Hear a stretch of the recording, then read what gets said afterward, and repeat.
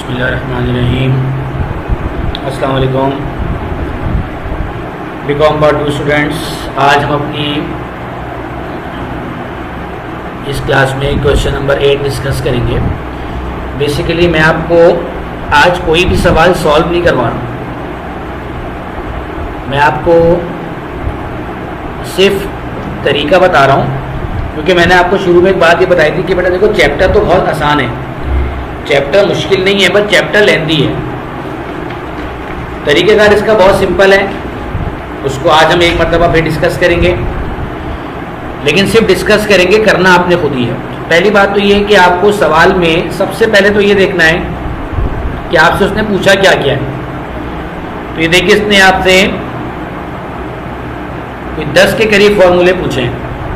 Working capital, asset ratio यानी quick ratio, current ratio, equity ratio, book value per share, account receivable turnover, rate of gross profit on sale, inventory turnover, rate of net income on sale और average days या total days of operating cycle. ये इसके अलावा और भी हैं, लेकिन इस क्वेश्चन में इसने आपसे सिर्फ यही पूछे हैं।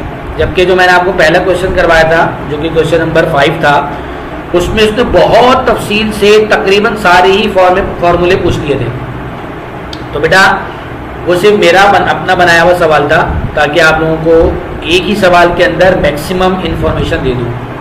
आज उसके मुकाबले में एक बहुत ही छोटा सा और आसान सा सवाल है, और ये मैंने सवाल इसलिए आपके सामने रखा ताकि आपको इस बात की भी तसल्ली हो जाए कि ये चैप्टर कोई मुश्किल नहीं है, इसमें बहुत आसान सवाल भी आते हैं।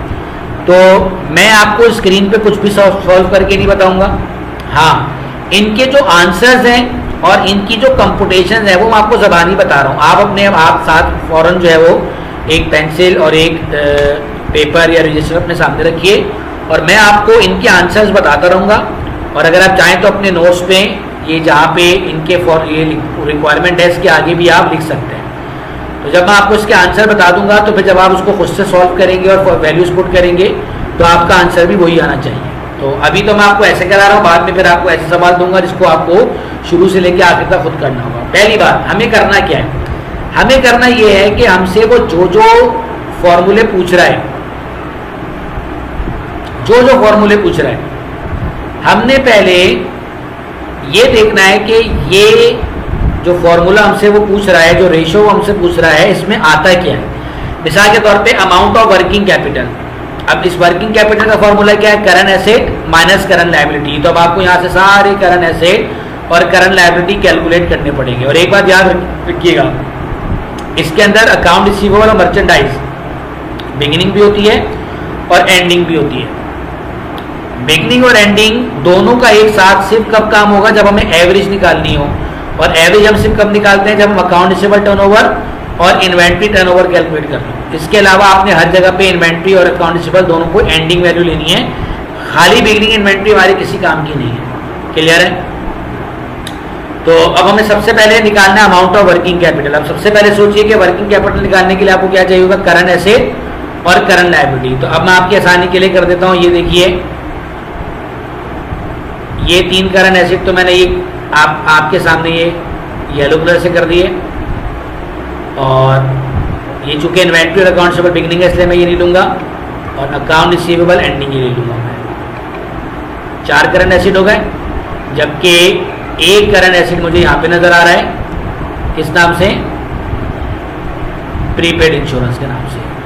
तो ये सारे के सारे एक साथ जरूरी नहीं है गिवन हो, ये सब अलग अलग भी हो सकते हैं। तो ये 4 करंट एसेट हैं। अच्छा, अकाउंट रिसीवेबल में से माइनस करते हैं अलाउंस फॉर बैड डेट, लेकिन इस क्वेश्चन के अंदर कहीं पर भी अलाउंस फॉर बैड डेट नहीं है। तो अगर नहीं है तो कोई बात नहीं, रहने दीजिए। तो ये आ गए आपके करंट एसेट। अब हमें चाहिए करंट लायबिलिटीज। तो करंट लायबिलिटी में हमारे पास बजायर आपको एक करंट लायबिलिटी नजर आ रही है, अकाउंट पेबल, लेकिन मेरे पास एक नहीं है बल्कि 2 हैं, क्योंकि जो एक्रूड एक्सपेंस होता है ना, ये भी करंट लायबिलिटी होती है। ये देखिए, अब आप ये करंट एसेट अलग टोटल कर लीजिए, करंट लायबिलिटी अलग टोटल कर लीजिए, और आपके पास वर्किंग कैपिटल का फॉर्मूला तैयार है। ना सिर्फ वर्किंग कैपिटल का, बल्कि जो नंबर सी में करंट रेशियो पूछे ना, उसके लिए भी आपको यही चाहिए। तो फिर आपको जरूरत ही नहीं है कि आप वर्किंग कैपिटल और करंट रेशियो के लिए अलग अलग करें, तो बात मुश्किल। अच्छा, एक बात का और ख्याल रखिएगा कि हम शुरू के तमाम पेजेस पे पहले सिर्फ कंप्यूटेशन करते हैं। जब सारी कंप्यूटेशन मुकम्मल हो जाती है तो फिर सारे के फॉर्मूले एक साथ लगाते हैं और फिर सबके आंसर निकालते हैं। तो अब आप लिख लीजिए, करंट एसेट का टोटल बनेगा आपका 1,32,000 और करंट लायबिलिटी का टोटल बनेगा आपका 40,000। सही है, ये मैं आपको साथ साथ इसलिए बता रहा हूँ ताकि जब आप इसको खुद से कैलकुलेट करें और ये आंसर ना आ रहा हो तो आपको समझ में आ जाए कि आपने कुछ छोड़ दिया, कुछ गलती हो गई है आपसे। अच्छा, अब इसके बाद हम बात करते हैं एसिड टेस्ट रेशियो की। Basically acid test ratio is the alternate of quick ratio. Quick ratio और एसिड टेस्ट रेशियो ये दोनों एक ही चीज है। अच्छा, अब एसिड टेस्ट रेशियो के लिए हमें क्या चाहिए? Quick acids. और क्विक एसिड निकालने का फॉर्मूला क्या है कि जितने भी करंट एसिड होते हैं, ये 1 2 3 4, ये 4 करंट एसिड हैं, इनमें से आपने 2 चीजें माइनस कर देनी है, एक इन्वेंट्री और एक प्रीपेड। तो ये देखिए, अगर आप जो करंट एसिड का टोटल आएगा, अगर आप उस करंट एसिड के टोटल में से इन्वेंट्री माइनस कर दें और ये प्रीपेड माइनस कर दें तो आपके पास आंसर आ जाएगा क्विक एसिड का। तो जो क्विक एसिड है वो उसका टोटल बनेगा हमारा 74,800। सही है, तो उसको भी नोट कर लीजिए। फिर इसके बाद इसके डिनोमिनेटर में आती है करंट लायबिलिटी क्विक रेशियो में। तो करंट लायबिलिटी आप ऑलरेडी कैलकुलेट कर चुके हैं और वो आई थी आपकी 40,000। सही है, करंट एसिड थे 1,32,000, करंट लायबिलिटी है 40,000 और क्विक एसिड से आपके 74,800। फिर उसके बाद ये नंबर 1, नंबर 2 और नंबर 3 ये हो गया आपका मुकम्मल। अब इसके बाद नंबर डी में आपसे पूछता है इक्विटी रेशियो। इक्विटी रेशियो का फॉर्मूला क्या है? Total share holder equity divide by total assets. जबकि टोटल एसेट इटसेल्फ कैसे आते हैं? करंट एसेट और फिक्स एसेट, इन दोनों को जमा कर लो तो टोटल एसेट बन जाते हैं। हमें यहाँ पे टोटल एसेट कैलकुलेट करनी नहीं है, हमें देखो टोटल एसेट पहले से ही गिवन है। यानी इस 6 लाख के टोटल एसेट्स के अंदर, इस 6 लाख के टोटल एसेट के अंदर हमारे करंट भी शामिल हैं और फिक्स भी शामिल है। तो हमें फिक्स तो वैसे भी किसी रेशियो के लिए जरूरत नहीं होती है, हमें तो फिक्स इसलिए चाहिए होते हैं कि फिक्स और करंट को ऐड कर लें तो टोटल आ जाए। तो जब टोटल ऑलरेडी गिवन है तो आपको कुछ करने की जरूरत ही नहीं है। तो टोटल एसेट तो ये आपके पास ऑलरेडी मौजूद है, इसलिए कैलकुलेट नहीं करना। हाँ, टोटल शेयर होल्डर इक्विटी ये कैसे कैलकुलेट करेंगे? तो आप अपने सामने नोट्स में वो वाला पेज भी निकाल के रखिए सामने जहां पे मैंने सारी कंपोजिशन बताई है। तो वहां पे जाके देखिए तो आपको नजर आएगा कि शेयर होल्डर इक्विटी कैलकुलेट करने के लिए मैंने आपको क्या क्या बताया था। वो पिछले चैप्टर में मैंने आपको 5 चीजें बताई थी, shares capital, shares premium, share discount, retain earning और रिजर्व। ये कभी सवालों में 5 होती हैं, कभी 4 होती हैं, कभी 3, कभी 2, कभी 1। और जब कभी 1 भी ना हो तो फिर हम पहला वाला फॉर्मूला छोड़ देते हैं और दूसरा फॉर्मूला लगाते हैं। फॉर्मूले से मुराद वो कंप्यूटेशन जो ऊपर मैंने आपको दी हुई है, आप जरा वहां पे जाके देख लीजिए अपने पिछले पेजेस में जाके। तो अब हमें देखना ये है कि क्या हमारा पहला फॉर्मूला लग रहा है। तो बिल्कुल लग रहा है, ये देखिए, ये शेयर्स कैपिटल और रिटेन अर्निंग। सही है जी, सिर्फ 2 ही हैं। तो चलिए कोई बात नहीं, 2 ही ले लेते हैं। तो जब आप इनका टोटल करेंगे तो ये आएगा 2,35,000। अगर रिटेन अर्निंग भी होता, अगर डिस्काउंट भी होता, अगर रिजर्व भी होते हैं तो मैं वो भी ले लेता। सही है, तो ये 2,35,000 आ गई आपकी शेयर होल्डर इक्विटी। तो अब ये देखिए, तो शेयर होल्डर इक्विटी ये आ गई 2,35,000 और टोटल एसेट पहले से मौजूद है आपके पास 6 लाख। तो इसलिए अब आपको जो है वो बड़ी आसानी से आपकी कैलकुलेशन होगी। फिर उसके बाद कहते हैं बुक वैल्यू पर शेयर। अब बुक वैल्यू पर शेयर का फॉर्मूला है total share holder equity divide by number of shares. Book value per share total share holder equity divide by number of share. तो भाई देखो, total share holder equity तो आपने यहाँ पे निकाल ली शेयर्स कैपिटल और रिटेन अर्निंग से। नंबर ऑफ शेयर्स कैसे निकालेंगे? नंबर ऑफ शेयर्स का एक बिल्कुल पैक फॉर्मूला है। जो शेयर्स कैपिटल का अमाउंट होता है ना, जैसे लिखा हुआ है 2 लाख, बस जो भी अमाउंट हो शेयर्स कैपिटल का उसको 10 से डिवाइड कर दीजिए तो आपके पास नंबर ऑफ शेयर आ जाएंगे। तो ये सब आपने कैलकुलेट करना है। तो ये जो नंबर ऑफ शेयर्स है ना, ये भी कैलकुलेट करके शो करने आपने लिखेंगे, ऊपर वैल्यू डालेंगे नंबर ऑफ शेयर्स और नीचे इसका फॉर्मूला लिखेंगे shares capital divide by 10 rupees यानी पार वैल्यू। तो 2 लाख को 10 से डिवाइड कर देंगे तो 20,000 नंबर ऑफ शेयर्स आ गए, जबकि शेयर होल्डर इक्विटी पहले से 2,35,000 मौजूद है। फिर कहते हैं account receivable turnover. Account receivable turnover के लिए फॉर्मूले में जाके देखिए तो हमें क्या चाहिए? Net credit sale divided by average account receivable. तो पहले तो मैं आपको एवरेज अकाउंट रिसीवेबल बता दूं जो कि बहुत आसान है। ये देखिए, अकाउंट रिसीवेबल एंडिंग, ये तो आपने पहले से ही लिखा हुआ है, येलो कलर से हाईलाइट किया हुआ है। जबकि ये रहा अकाउंट रिसीवेबल ओपनिंग। इस ओपनिंग और इस एंडिंग दोनों को प्लस करके डिवाइडेड बाय 2 कर देंगे तो ये आ जाएगा average account receivable. Average account receivable आपके सिर्फ और सिर्फ अकाउंट रिसीवेबल टर्नओवर में काम आएगा। एवरेज अकाउंट रिसीवेबल ये सिर्फ अकाउंट रिसीवेबल टर्नओवर में काम आएगा। इसके अलावा अगर अकाउंट रिसीवेबल चाहिए होता है तो फिर हम एंडिंग लेते हैं। खाली ओपनिंग कहीं पर भी नहीं जाता। ओपनिंग इसलिए दिया हुआ था ताकि आप ओपनिंग और एंडिंग दोनों को प्लस करके डिवाइड बाय 2 कर लें। तो एवरेज अकाउंट रिसीवेबल तो ये आ गया।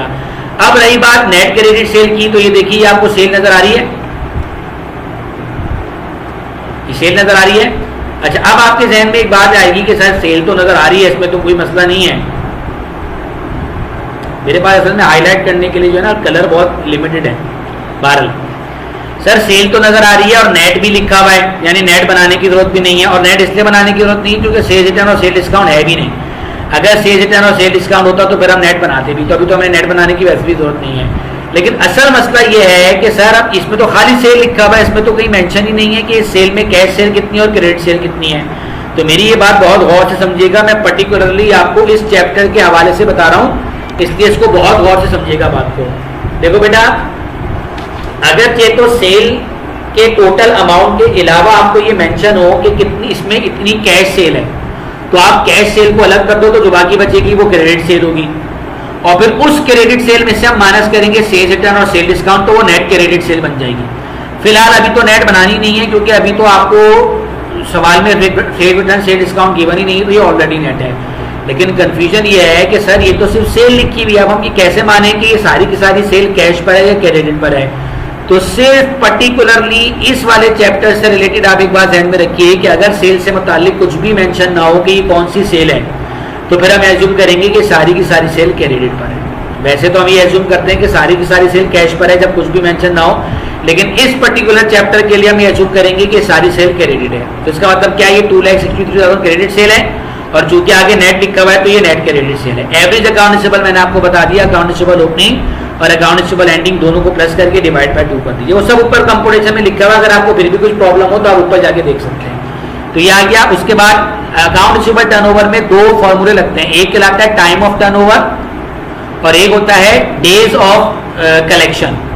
तो जब टाइम निकल कर आ जाएगा आपका तो फिर डेज ऑफ कलेक्शन तो बहुत सिंपल है, 365 divide by time of turnover. तो जो ऊपर टाइम ऑफ टर्नओवर निकल कर आएगा आप 365 से डिवाइड कर 365 को डिवाइड कर देंगे उस टाइम से, तो आपके पास डेज ऑफ कलेक्शन आ जाएगी। बट डेज के लिए एक बात ध्यान में रखिए कि जो डेज का आंसर होगा वो आपका पॉइंट में नहीं आएगा, वो जो भी पॉइंट में आए तो आप उस डेज को अपने राउंड ऑफ कर लीजिएगा। सही है जी। अच्छा, अब इसके बाद क्या है, rate of gross profit on sale. Rate of gross profit का फॉर्मूला क्या है, gross profit divide by sale multiply by 100। अब यहां पे जो डिवाइड बाय सेल है वो सिर्फ क्रेडिट नहीं है बल्कि वो टोटल सेल है। अब यहां पे जाहिर है जो सेल है वही क्रेडिट है और वही टोटल है क्योंकि कैश अलग से बताई नहीं है। तो इस क्वेश्चन में हमारे पास जो सेल गिवन है 263 जो आपको सामने नजर आ रही है, इसी को हम नेट क्रेडिट सेल भी बोलेंगे और इसी को टोटल भी बोलेंगे। अदरवाइज अगर कैश भी गिवन होती है तो कैश और क्रेडिट दोनों को जमा करते हैं तो हमारी टोटल सेल बन जाती है। तो क्रेडिट सेल सिर्फ अकाउंट रिसीवेबल टर्नओवर में काम आती है, बाकी जगहों पे टोटल सेल लिखते हैं। तो टोटल सेल तो आपके पास गिवन है 2,63,000, तो ये तो मसला नहीं है। अब है rate of gross profit on sale, यानी मुझे मालूम करना है ग्रॉस प्रॉफिट। तो बेटा चूंकि मुझे आगे जाके नेट इनकम भी मालूम करनी है, मुझे ग्रॉस प्रॉफिट भी चाहिए तो और कॉस्ट ऑफ गुड्स सोल्ड भी चाहिए क्योंकि देखो आगे इन्वेंट्री टर्नओवर आ रहा है, तो इन्वेंट्री टर्नओवर के लिए हमें कॉस्ट ऑफ गुड्स सोल्ड चाहिए। तो क्या ये बेहतर नहीं है कि मैं एक पूरी इनकम स्टेटमेंट ड्रॉ कर लूँ? सही है। तो पूरी एक इनकम स्टेटमेंट ड्रॉ करने का फायदा क्या होगा कि हमें सारी चीजें एक साथ पता चल जाएंगी और ऑपरेटिंग एक्सपेंस और कॉस्ट ऑफ गुड्स सोल्ड और नेट इनकम और ग्रॉस प्रॉफिट सब एक ही साथ आ जाएंगी। तो आइए जरा देखिए कि कैसे मालूम करेंगे। सबसे पहले देखिए कि आप सेल्स, अच्छा आप फिर कंफ्यूजन के साथ ये जो सेल लिखेंगे क्या ये सिर्फ क्रेडिट वाली होगी या दोनों मिला के कैश और क्रेडिट दोनों टोटल होगी? तो अगेन यहाँ पे दोनों टोटल होंगी लेकिन रिटर्न और डिस्काउंट यहाँ पे भी माइनस करना होगा। लेकिन सर इस सवाल में तो हमारे पास है ही सिर्फ क्रेडिट सेल, तो मैंने कहा कि आपके पास कैश सेल है, आप इसी क्रेडिट को टोटल मान लीजिए और प्लस इसको आपने जो है वो नेट बनाना भी नहीं है, ऑलरेडी नेट है क्योंकि सेल रिटर्न सेल डिस्काउंट है भी नहीं और प्लस ब्रैकेट में नेट लिखा हुआ भी है। तो सेल लिख दिया 263। अब आप हेडिंग डालेंगे less cost of goods sold. अब इस कॉस्ट ऑफ गुड्स सोल्ड के लिए आपने सबसे पहले लिखा, ये देखिए मर्चेंडाइज इन्वेंटरी बिगिनिंग, फिर ये आपने ऐड की परचेजेस और परचेजेस भी नेट है, कोई ट्रांसपोर्टेशन इन, कोई परचेज रिटर्न, कोई परचेज डिस्काउंट, कुछ भी नहीं है। तो ये इन्वेंटरी बिगिनिंग और परचेज को ऐड करेंगे तो क्या आ जाएगी cost of goods available for sale. फिर आप इसमें से लेस कर देंगे ये मर्चेंडाइज इन्वेंट्री एंडिंग 43,450। तो क्या आंसर आ जाएगा? Cost of goods sold. अब सेल ये रही आपकी 1,75,800। कॉस्ट ऑफ गुड्स सोल्ड का आंसर लिख दीजिए। कॉस्ट ऑफ गुड्स सोल्ड बनेगी आपकी 1,53,500। कॉस्ट ऑफ गुड्स सोल्ड आपकी बनेगी 1,53,500। तो आपका आंसर आ जाएगा ग्रॉस प्रॉफिट, और ग्रॉस प्रॉफिट बनेगा आपका 1,09,500। ये मैं लिखवा इसलिए रहा हूँ कि कैलकुलेट तो आपने खुद पूरा करना है, खुद से करना है, लेकिन अगर आपकी कैलकुलेशन में कोई फर्क आए तो आप यहाँ से चेक कर सकते हैं। अब ग्रॉस प्रॉफिट में से आप माइनस करेंगे अपने एक्सपेंसेस, और ये एक्सपेंसेस पर सिंपल है, सेलिंग एक्सपेंस है और एक जनरल एक्सपेंस है। तो ये सेलिंग और जनरल एक्सपेंस का टोटल बनेगा 58,500।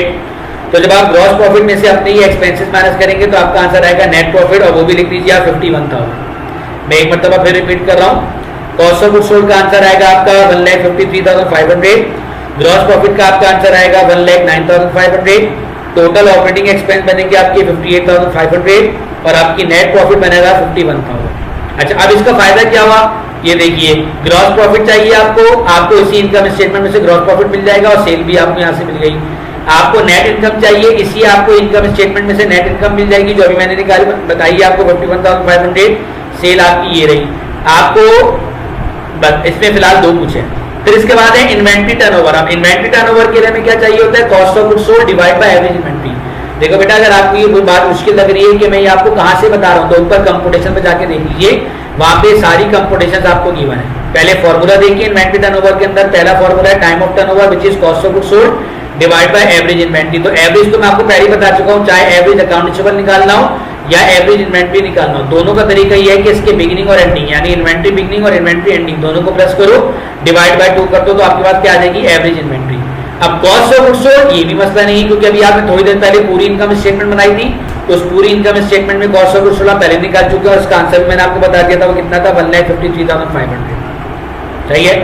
फिर इसके बाद आखिर में आ गया average days of operating cycle, यानी total days of operating cycle. तो देखिए, अभी जब आप ये टर्नओवर कैलकुलेट करेंगे, इसके डेज अलग आएंगे, और इस टर्नओवर को कैलकुलेट करेंगे, इसके डेज अलग आएंगे। इन दोनों डेज को आप अलग अलग प्लस कर देंगे, यानी सॉरी एक साथ प्लस कर देंगे दोनों को, तो आपके पास आ जाएगा total days of operating cycle. यानी ये total days of operating cycle है, ये इन दोनों के बगैर हो ही नहीं सकता। जब तक कि इसके डेज और इसके डेज अलग अलग नहीं निकालेंगे तो हम जमा क्या करेंगे? सही है। और ये बात भी ध्यान में रखिए कि डेज जो है वो अगर पॉइंट में आए तो आप उन पॉइंट में क्या कर लेंगे? राउंड ऑफ कर लेंगे। तो बेटा ये मैंने आपको एक छोटा सा सवाल बताया है। कभी कभी हमारी क्लास लेंथी भी हुआ करेगी, कभी बहुत मुख्तसर सी छोटी सी क्लास भी हुआ करेगी, तो हम हर किस्म की क्लास जो है वो अरेंज करेंगे आपके लिए। वैसे भी रमजान का महीना चल रहा है, बहुत ज़्यादा बोझ आप पे मैं नहीं डालूंगा। एक सवाल हम डिस्कस कर चुके थे, क्वेश्चन नंबर 5, ये मैंने आपको बताया, बल्कि क्वेश्चन नंबर 5 मैंने आपको पूरा अगरचे वो तस्वीरों की शक्ल में सॉल्व हुआ था, एक पहले से किसी बच्ची के रजिस्टर से सॉल्व करवाया था, लेकिन बहरहाल वो पूरा सॉल्व था। ये मैंने आपको सिर्फ गाइडलाइंस दी हैं, हिंट्स दिए हैं, ये आपने खुद से कैलकुलेट करना है। सही है जी। तो ये आपका क्वेश्चन नंबर 8 हो गया। इसके अलावा एक सवाल मैं आपको और बता रहा हूं, उसको भी हम डिस्कस कर लेते हैं।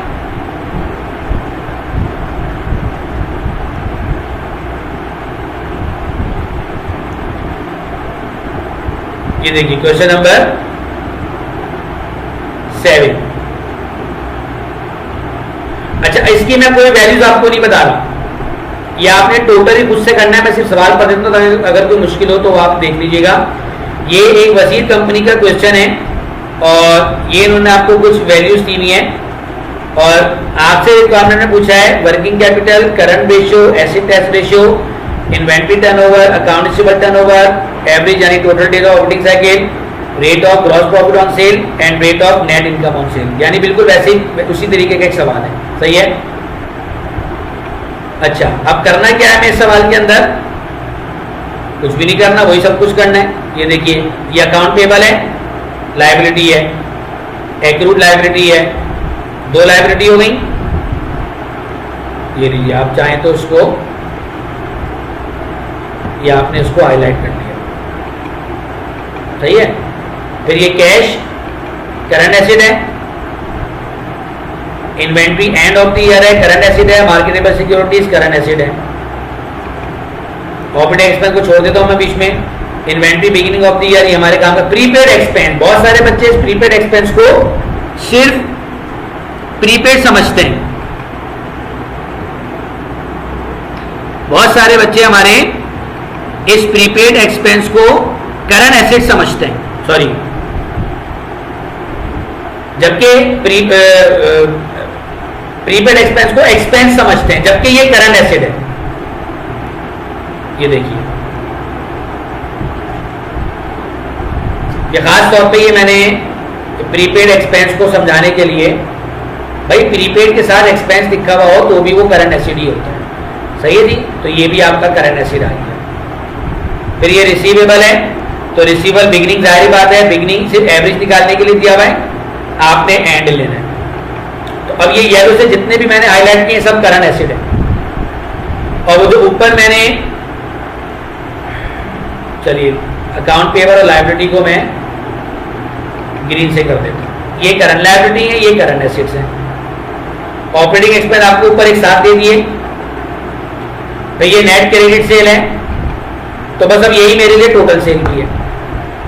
सही है, तो ये सवाल पिछले वाले सवाल से भी ज्यादा आसान है। तो ये टोटल 2 सवाल हैं, आपकी सिर्फ रहनुमाई की है मैंने, और इस चैप्टर के अंदर ज्यादातर जो मेरी अब क्लास हुआ करेंगी उसके अंदर मैं आपको ऐसी रहनुमाई दिया करूंगा, पूरा सॉल्व करके नहीं बताऊंगा, क्योंकि इसमें इस चैप्टर की आसान बात यह है कि इसके अंदर बस सिर्फ फॉर्मूले और कंप्यूटेशन याद करनी है, और बस वो आपने अपने कंप्यूट करके इसको जो है वो फॉर्मूले पुट करना है। हाँ, वो कंप्यूटेशन अगर गलत है तो ऑटोमेटिकली फॉर्मूले के अंदर जो आप लगाएंगे और जो वैल्यूज आपकी आंसर आएगा, जो रेशियोज आएंगे वो भी गलत आएंगे। तो इसलिए मैंने एक सवाल में तो आपको सारी वैल्यूज भी बता दी, इस सवाल की कोई वैल्यूज मैं नहीं बता रहा हूँ, कोई आंसर नहीं बता रहा हूँ, उसको आप उससे कीजिएगा। तो ये टोटल 2 सवाल हैं, अगली क्लास से पहले तक आपने इन दोनों सवालों को कर लेना है। इंशाल्लाह फिर अगली क्लास में मुलाकात होती है तो हम आगे चलेंगे। सही है जी, तो क्वेश्चन नंबर 7 और क्वेश्चन नंबर 8, ये 2 सवाल मैंने आपको जो है वो दिए हैं करने के लिए। यही हमारा क्लास वर्क था आज का, और यही हमारा होमवर्क है। ठीक है जी, इंशाल्लाह अगली क्लास में मुलाकात करते हैं फिर। अल्लाह हाफिज।